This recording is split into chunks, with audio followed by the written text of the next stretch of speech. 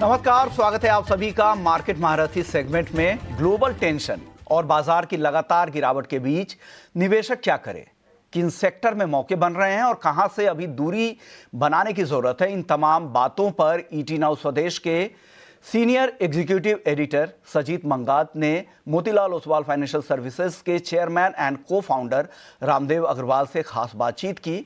आइए उस इंटरेस्टिंग चर्चा को सुनते हैं।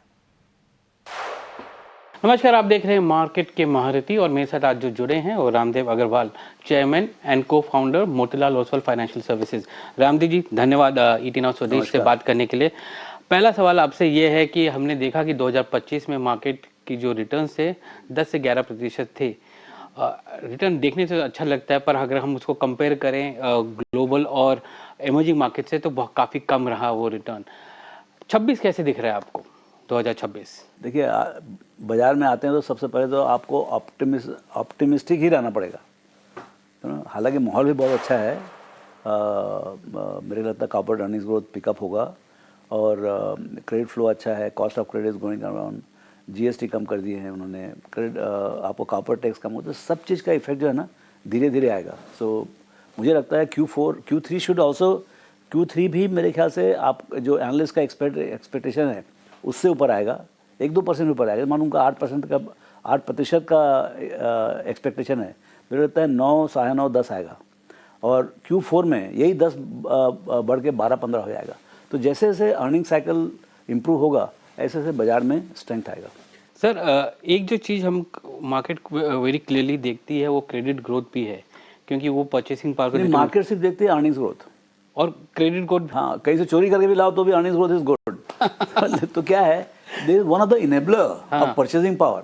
सी, आपके जेब में यदि मान लो 1 लाख रुपया है, यदि 1 लाख रुपया क्रेडिट मिल जाए तो आप 2 लाख का खरीदेंगे आप, है ना। So credit is very important supplement as a purchasing power. आपको कैसे लगता है कि क्रेडिट ग्रोथ अभी अपटिक हो जाएगा? हमने देखा कि 125 बेसिस पॉइंट का रेट कट किया गवर्नर ने, हमारा जीएसटी कट हुआ, हमारा इनकम टैक्स का कट हुआ, पैसे लोगों के हाथ में ज़्यादा हैं, लोग कंजम्पशन में कर रहे हैं, डिस्क्रिशनरी स्पेंड्स तो से बढ़ रहे हैं, ऑटो में हमने देखा कि कैसे ग्रोथ हो रहा है। बट क्रेडिट ग्रोथ जो 8% था, अभी पिछले एक क्वार्टर में वो 11% के आसपास हुआ है। आपको लगता है कि यहाँ से अब क्रेडिट ग्रोथ ऊपर जाएगा? तो सरकार के ऊपर है। गवर्नर साहब तो बोल रहे हैं कि भाई क्रेडिट ग्रोथ शुड पिकअप, हमको 4% इन्फ्लेशन तक हमको कोई प्रॉब्लम नहीं है। तो मुझे लगता है कि credit growth will pick up to 14-15%। And उसके बिना आपको नॉमिनल जीडीपी ग्रोथ आएगा नहीं। नॉमिनल जीडीपी ग्रोथ नहीं आएगा तो टैक्स कलेक्शन नहीं आएगा, बिकॉज दुनिया चलती है नॉमिनल के ऊपर। ये इकोनॉमिक्स लोगों का कंसेप्ट है, सब रियल माइनस इन्फ्लेशन करके आएगा। आपको 8% नॉमिनल है और 1% उसमें काट दो 7%, तो उसमें टैक्स नहीं आएगा। आपको बजट का एस्टिमेट भी 10 के ऊपर बेस्ड है, 10-10.5% जीडीपी ग्रोथ के ऊपर। सो मेरे ख्याल से 10-10.5% जीडीपी ग्रोथ लाने के लिए आपको 14% आपको क्रेडिट ग्रोथ करना पड़ेगा, तब जाके आपका 10.5% आएगा, 10.5-11% आएगा, तब जाके आपको टैक्स कलेक्शन चालू होगा। और टैक्स कलेक्शन नहीं आएगा तो ऐसी सरकार के दफे हो जाएंगे, फिर वो फिस्कल डेफिसिट, फिर क्रेडिट रेटिंग, बहुत चक्कर है। तो आपको लगता है कि इस बार जैसे बजट आएगा तो सरकार का जो एम्फेसिस होगा कि क्रेडिट ग्रोथ को बढ़ाए ताकि नॉमिनल जीडीपी बढ़े? नहीं भाई, इकोनॉमी शुड डू वेल ना। कंज्यूमर कंजम्पशन जो है, सी मेरे पास स्ट्रेंथ क्या है, या तो ग्लोबल डिमांड है या लोकल डिमांड है। ग्लोबल डिमांड बहुत मतलब अजीब हो गया है ना, उसके ऊपर कुछ समझ में नहीं आ रहा क्या होगा। सो इतना अनसर्टन ग्लोबल डिमांड है, उसमें डोमेस्टिक डिमांड तो मेरे हाथ में है ना, तो उसको मैं कितना पंप करूँ वो मेरे ऊपर है। मैं उसको कितना फिस्कल देता हूँ, मैं उसको कितना मॉनिटरी देता हूँ, क्या कॉस्ट ऑफ क्रेडिट देता हूँ, how I incentivise the banks to increase, वो तो मेरे हाथ में है ना। ये तो मशीन है, तो पूरा ये तो भूखों की कंट्री है, तो you know there is no consumption, you know. So but then you should not go overboard also. So मेरे ख्याल सरकार को बहुत अच्छी तरह से मालूम है, हम जो बोल रहे हैं 10% है, सरकार को 100% मालूम है, वहाँ पर जो पॉलिसी मेकर्स हैं, and they are exactly going on the same lines, perfectly aligned है। सो मैं उसी कारण बोल रहा हूँ कि बट ये इकोनॉमी है, एलिफेंट है, धीरे धीरे धीरे आपने क्रेडिट स्लो डाउन किया तो 12 महीने लगा अर्निंग्स को स्लो डाउन होने के लिए।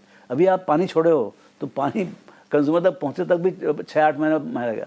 So you started this thing giving relief 6 महीना पहले, तो मेरे ख्याल से ये क्वार्टर में थोड़ा होगा, 4th क्वार्टर में बहुत अच्छा होगा, और अगले साल यदि मान लो, मतलब मेरे ख्याल से 26-27 should be a bumper year for corporate earnings. Sir, हाँ सर, अर्निंग्स हमारे फ्लैट रहे हैं, इंडेक्स सेम लेवल पे रहा है और एफपीआई आउटफ्लो हुए हैं। Unfortunately I am telling you, investor को अच्छा लगता होगा same index, but correction time correction हो रहा है। नो टाइम करेक्शन, लेकिन true equity market is up and down. जैसे अनुलोम विलोम होता है ना, खाली अनुलोम नहीं कर सकते। हाँ। खाली अनुलोम करते हो तो थर्ड टाइम नहीं कर सकते। So volume is must, it's a very healthy part of the process. और यदि आप वो नहीं करोगे तो साल 2 साल 3 साल वो टाइम करेक्शन में निकल जाएगा। सो आप कह रहे हो कि विलोम करना होना जरूरी है, पर विलोम होगा कैसे अगर आप डोमेस्टिक फ्लोज इतने हैं? वही तो उसी का ठीक है, जैसा ऐसा सिचुएशन ऐसा है वैसा है। उसी कारण से आपको 1 साल से पैसे नहीं बने, अभी और 4-6 महीने नहीं बनेगा, फिर जोर से बनेगा। जितना देर पैसे में उतना ही जोर। सी आपका इंडेक्स जो है 25,000 वाला 50,000 2030 में होना ही है मेरे हिसाब से। होना ही मतलब ऐसा कोई ज़रूरी नहीं है 30 का 31 भी हो सकता है, लेकिन पक्का होगा। ओके, अब वो मतलब लास्ट 3 साल में होगा, अभी कभी हो जाएगा, ये नहीं मालूम किसी को। जो मतलब ये रैंडम वॉक है, मतलब कभी ऊपर जाएगा, कभी नीचे आएगा, कभी चार स्टेप आगे जाएगा, 4 स्टेप पीछे आएगा, फिर 4 स्टेप आगे जाएगा और 1 स्टेप पीछे आएगा, या नीचे या नहीं आएगा। तो you don't know how the market will move, but you should have that patience to see that जो 45 साल से होते आ रहा है, अगला 45 साल उससे ज़्यादा सुनहरा होगा, इतना मैं कहता हूँ। Things are so much better. मतलब हम सब कुछ नहीं बता सकते क्या क्या है, but things are much $700 billion का पास रिजर्व है। आज आपकी हिम्मत, आप एज अ कंट्री आपकी हिम्मत है for the trade dispute to stand up to America also. वो कहाँ से आ रहा है स्ट्रेंथ? ये तो नहीं था स्ट्रेंथ 10 साल पहले, है ना? So clearly it is much stronger economy and still very poor at $2,500 per capita. तो आपको आगे जो है, अब जो है यहाँ से, और पॉलिसी मेकर को ही समझ में आ गया है कि भाई क्या करने का है। तो मेरे को लगता है यहाँ से एटलीस्ट नेक्स्ट 4-5 ईयर्स चीज़ें बहुत अच्छी लगती हैं। हमारा करेक्शन हो गया, अर्निंग्स करेक्शन हो गया, forget about market, market will do its own job. तो अर्निंग्स करेक्शन हो गया, अभी अर्निंग्स का रिकवरी आएगा।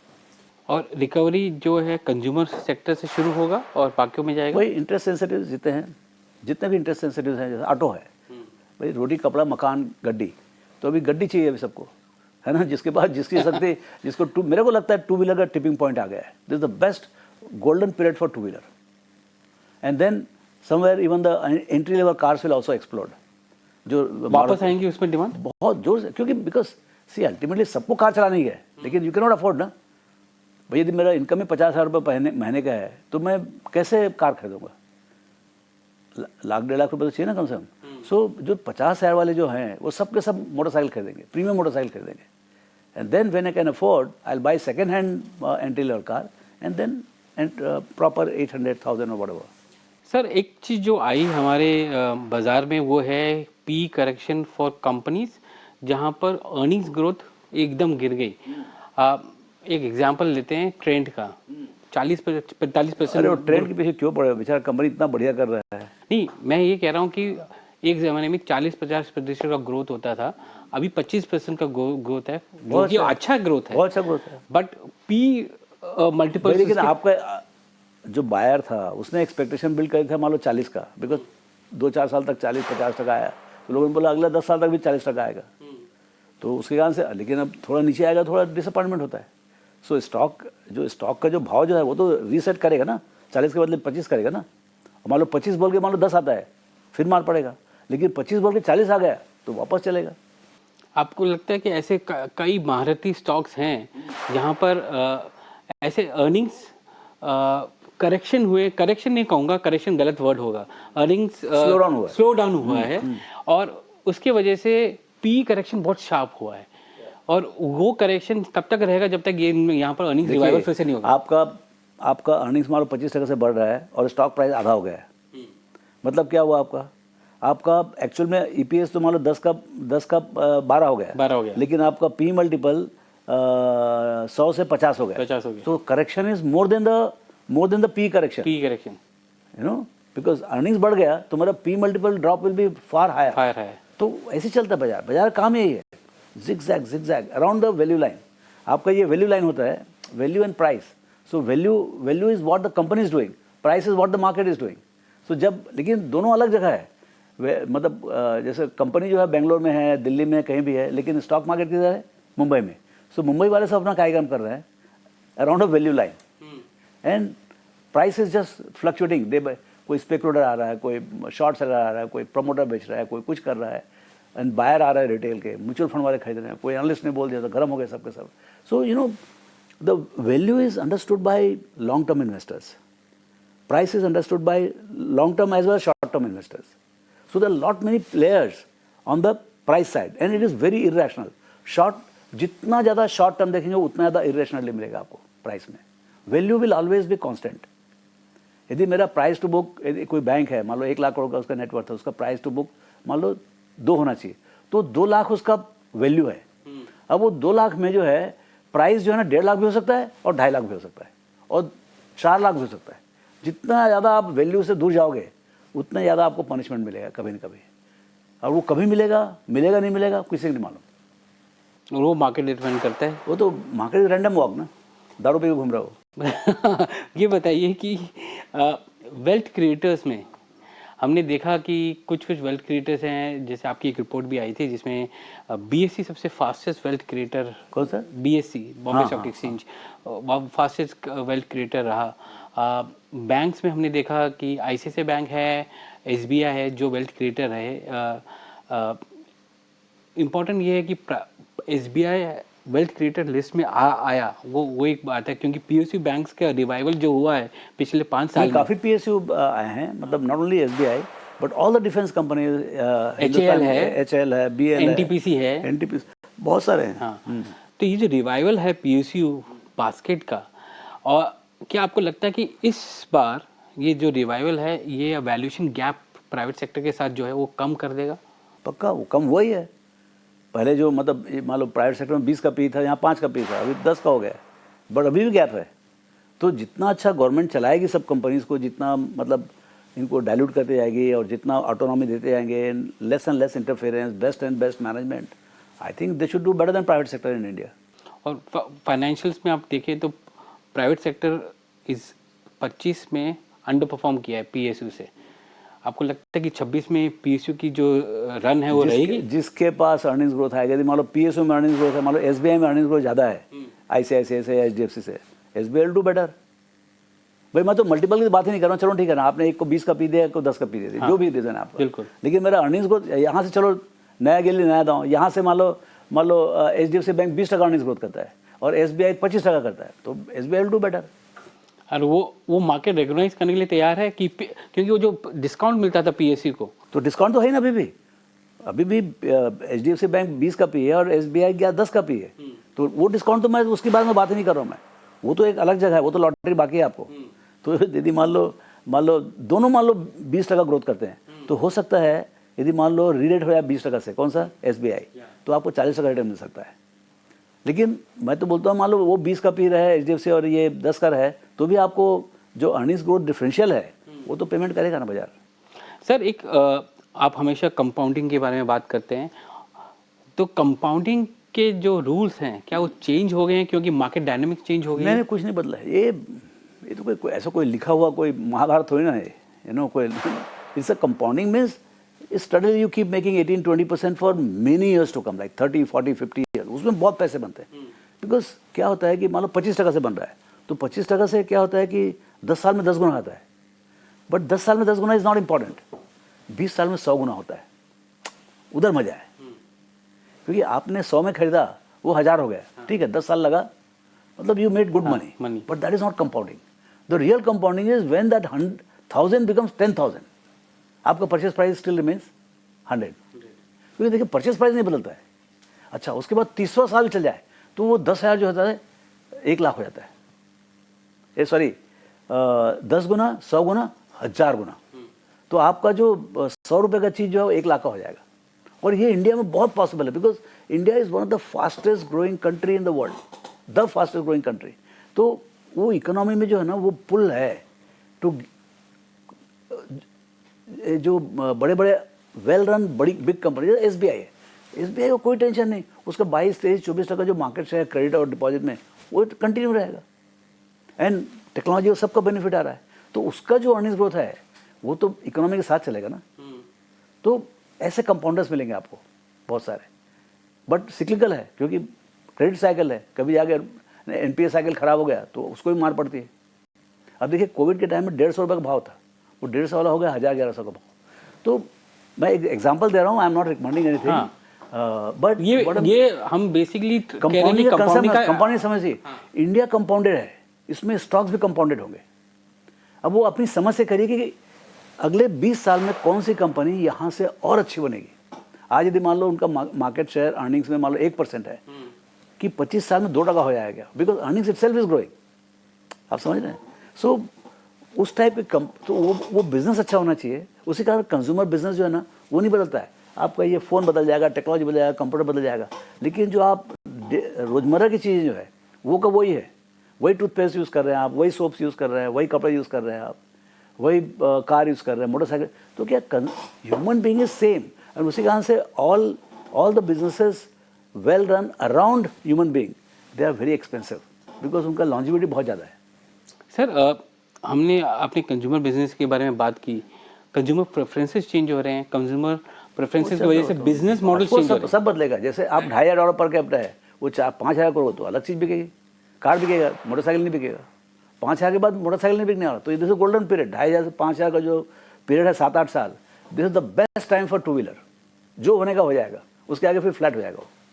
तो आप कह रहे हैं कि 2 व्हीलर्स का जो next 5 years is best years, उसके बाद ये मेरे डेस्क अंडरस्टैंडिंग है, हाँ, है ना। पर उसके बाद क्या आपको लगता है कि ऑल्टरनेट फ्यूल्स वाले व्हीकल्स आ जाएंगे? वो 2 चक्के या 3 चक्के की बात कर रहे हैं। उसके अंदर इंजन किसका लगता है, इलेक्ट्रिक का लगता है या आइस का लगता है। उसमें रेगुलेटरी चक्कर भी है। मान लो गवर्नमेंट बोलती है कि you can not deploy any more, you can not produce any more petrol engine, फिर क्या करोगे आप? आपको आईसी खरीदना पड़ेगा, सॉरी ईवी खरीदना पड़ेगा ना। सर एक चीज़ जो आपने बोला कि हमारे यहाँ पे कंजम्पशन है, ग्रोथ है, क्रेडिट ग्रोथ जो है पिक कर रहा है, पर एक चीज़ हम जो बात हमेशा करते रहते हैं और आज के माहौल में हम करते हैं, जियो पॉलिटिकल रिस्क, इंडिया और यूएस ट्रेड। हमने पिछले साल देखा कि कैसे उसने मार्केट्स में सेंटिमेंट डिप्रेस रखा, मार्केट वही लेवल पे रहा। आपको ग्लोबल ट्रेड ग्रोथ देख लो, इंपोर्ट एक्सपोर्ट सब सही है, सिर्फ आवाज़ बहुत आ रहा है।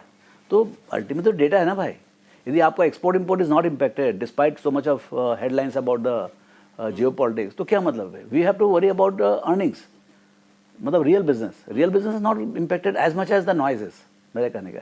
आपको लगता है कि 2026 में नॉइस को मार्केट्स इग्नोर करेगी और ग्रोथ को देखेगी? उस मार्केट हमेशा से ग्रोथ ही देखती है, पिछले 200 साल से वही कर रहा है।